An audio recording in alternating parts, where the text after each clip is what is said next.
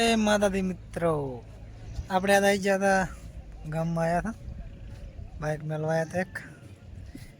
એક એમ નતો એટલે ગામમાં આવ્યા આપણે વેણ તો જવાનું છે ખરી મોકળા હેડવા માંડ્યા છે. પાણી હેર તો આવ્યો હેર તો વરસી ગયો છે વરસાદ. તમને બતાવું જેટલો વરસ્યો છે. આપણા ગામનો શમશાન ઘાટ જેટલા આયા હરાય ભાઈ.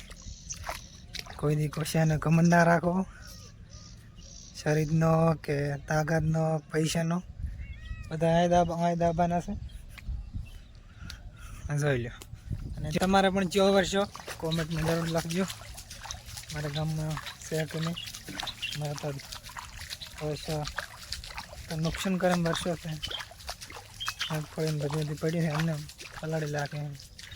શું કરો કહો, આપણો કંઈ રોજો રહેવાનો નહીં તો બાવળિયા પડી ગયા. હવે દેખો જે પરિસ્થિતિ આવી ગઈ અડવાની. શું કેમ ગમે હેડ્યા જોઈ લો. મારે બાઇક તો હેડતો જ નહીં, સ્પેશિયલ હેડતું હેડવું પડે છે. આપણે ફરી આવી ગયા ફાઇનલી. પણ કે આપણે તો મગફળી પલાળી લાશી છે. તમે બતાવો, જોઈ લો. ઠીસરવાળો આવતો હતો પણ ત્યાંથી ઠીસરવાળા આવતો હતો વરસાદ વરસ્યો કરો. અરે 2 વાગે આવતો હતો ઠીસર પહેલાં વરસાદ આવ્યો.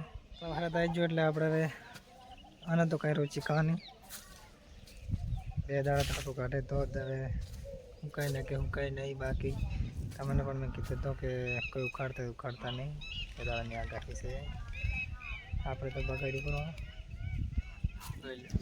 તો બીજું તો વિડીયો સારો લાગે તો લાઈક શેર કરી દો.